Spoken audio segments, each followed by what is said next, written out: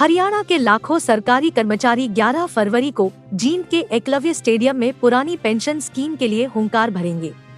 पुरानी पेंशन बहाली संघर्ष समिति के प्रदेश अध्यक्ष विजेंद्र धारीवाल ने शुक्रवार को पत्रकारों से बातचीत करते हुए कहा कि नई पेंशन स्कीम के तहत आने वाले सभी कर्मचारी 11 फरवरी को जींद के एकलव्य स्टेडियम में सरकार के खिलाफ हुंकार भरेंगे। धारीवाल ने कहा कि सरकार से इस मुद्दे पर कई दौर की बातचीत हो चुकी है, लेकिन सरकार बाजारीकरण को बढ़ावा दे रही है। एनपीएस कर्मचारियों के साथ सबसे बड़ा धोखा है और अब सारे कर्मचारी इसको जान चुके हैं।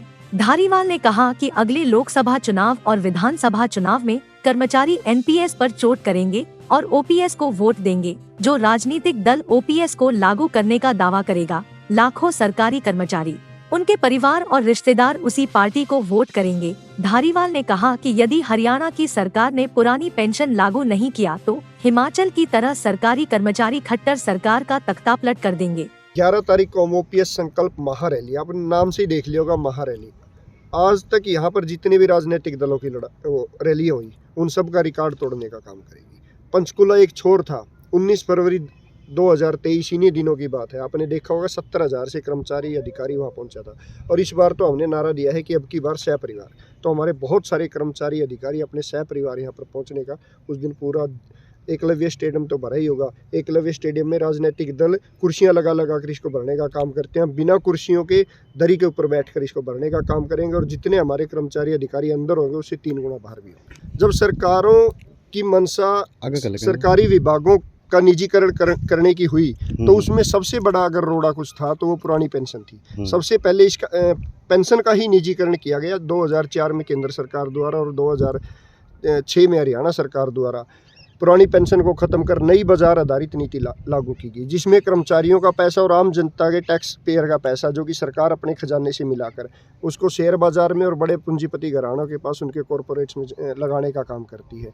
ये केवल और केवल सरकार की ये मंशा है कि सरकारी खजाने का पैसा इनडायरेक्ट रूप से उनको लाभ पहुंचाने के लिए दिया जाए और बैकडोर से उनसे पार्टी फंड का इंतजाम किया जाए। तो ये सरकार की पूंजीवादी व्यवस्था की एक सोच है और जिसमें ना तो कर्मचारी केंद्र बिंदु है, ना उनकी सामाजिक सुरक्षा केंद्र बिंदु है, ना उनकी पेंशन केंद्र बिंदु है। क्योंकि अगर ऐसा होता तो इसके अंदर फिक्स पेंशन का प्रावधान होता, फिक्स रिटर्न की गारंटी होती, लेकिन बाजार में जो पैसा निवेश हो गया सरकार की गारंटी नहीं है। अगर सारा डूब जाता है तो वो कर्मचारी का डूबेगा या आम टैक्स पेयर का पैसा डूबेगा। उस अन्याय के खिलाफ हमारी। जैसा आपको पता है कि जींद की धरती हमेशा परिवर्तन, चाहे राजनीतिक परिवर्तन हो चाहे व्यवस्था परिवर्तन हो, वहाँ जींद की धरती हमेशा अपनी अहम भूमिका निभाती आई है। और हमारे जींद ज़िले के अंदर ये विशाल रैली रखी गई है।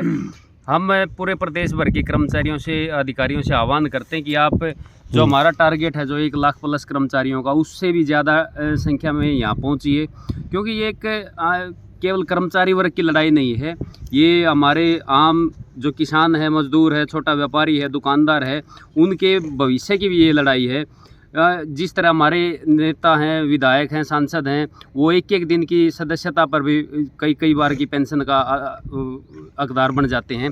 लेकिन जो हमारे कर्मचारी है वो 30 से 35 साल तक अपने जीवन का इसको जनता की सेवा और सरकारी सेवा में लगाते हैं, उनको पेंशन का अधिकार नहीं। ये हमारे साथ अन्याय किया जा रहा है और हम हरियाणा सरकार से मांग करते हैं।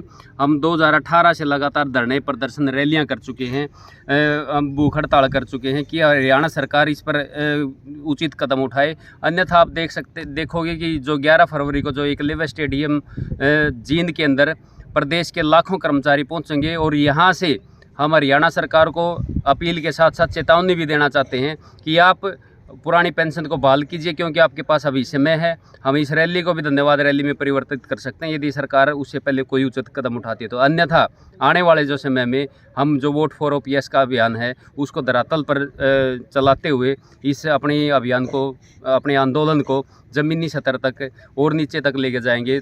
तो आने वाला जो समय होगा वो हरियाणा सरकार के लिए भी आसान नहीं होने वाला। अक्टूबर 2023 को हमने जींद की रैली की घोषणा की थी।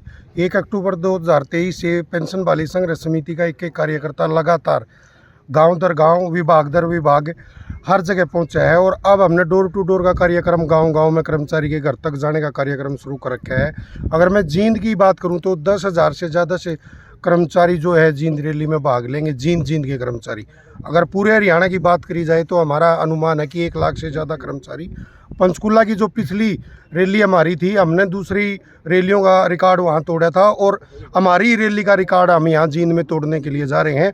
और सरकार के लिए ये एक चेतावनी है कि या तो सरकार लोकसभा चुनाव से पहले, आचार संहिता लगने से पहले घोषणा कर दे, जाग जाए, वरना आने वाले समय में कर्मचारी और उसका परिवार, उसके रिश्तेदार सरकार से कुर्सी से बाहर करने की, क्योंकि हमारा नारा है कि जो पेंशन बहाल करेगा वही देश पर राज करेगा। जींद को पूरे हरियाणा के अंदर क्रांतिकारी जिले के नाम से ही जाना जाता है और यहीं से सत्ता परिवर्तन होते आए हैं। पेंशन बहाली संघर्ष समिति का मुख्य उद्देश्य है पुरानी पेंशन बहाल करवाना। वो कर्मचारियों की मांग नहीं, अधिकार है और कर्मचारी अपने अधिकार की लड़ाई लड़ रहे हैं। हमारा मेन मुख्य उद्देश्य पुरानी पेंशन बहाल हो और ये आंदोलन हम तब तक जारी रखेंगे जब तक पुरानी पेंशन बहाल नहीं हो जाती। और पेंशन बहाली संघर्ष समिति ने 2 नारे लागू कर दिए हैं, जो पेंशन बहाल करेगा वही देश पर राज करेगा। एक और नया नारा है, अब की बार हर कर्मचारी सह परिवार।